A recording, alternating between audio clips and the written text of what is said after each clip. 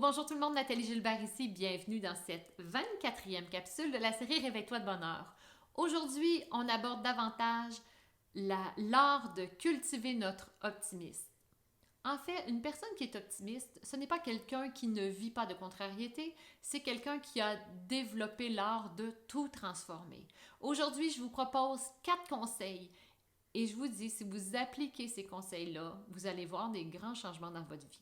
Le premier conseil que j'ai envie de vous donner, cherchez les opportunités. Quelle est la leçon derrière l'expérience? Comment je pourrais me servir de ces choses-là pour grandir?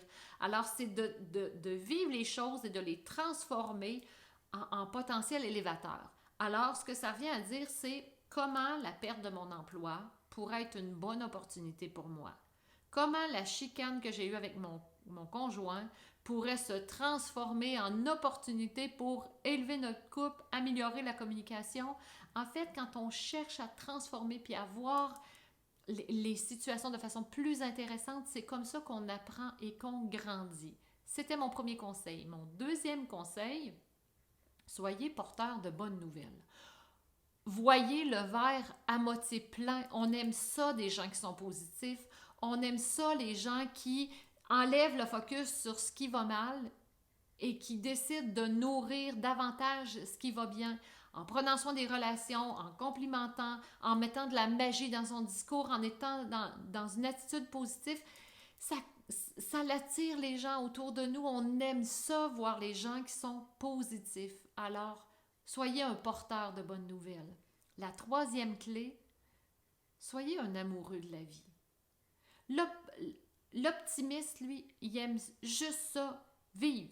Il aime les expériences, il aime voir, il aime comprendre, il aime goûter. Il s'émerveille de tout ce qui est autour de lui. Un coucher de soleil, un plat succulent, il aime ça, il goûte, c'est bon. Il l'exprime. Il aime une musique, il se laisse bercer, il se laisse emporter, il la vibre, il la sent, il la ressent. Émerveillez-vous de ce qui est autour de vous. Soyez dans la gratitude pour les expériences. Aimez tout ce qui est là en ce moment parce que ça aussi changera. Ça va évoluer. Appréciez ce qui est là. Aimez, jouissez de cette vie-là qui est passionnante. Faites-vous vivre des transformations. Partagez ces transformations-là avec les gens. Soyez cette personne qui est amoureux de la vie.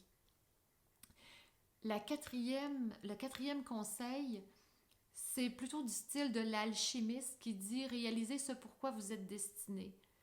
Quand vous êtes à la quête de la vie qu'on doit mener, parce qu'on n'a pas tous clairement la destination, mais si je profite de chacune de mes journées, si je mets de la magie dans chacune de ces journées-là, je vais toutes les transformer une après l'autre et au final, on pourra dire « Wow! » J'ai donc bien eu la vie que je voulais avoir, mais elle se construit un jour à la fois, alors mettez de la magie dans votre vie quotidiennement. Alors voilà ce que j'avais à vous dire aujourd'hui. 4 conseils, je vous invite à y réfléchir fortement. Quant à nous, on se retrouve demain. Bonne journée tout le monde.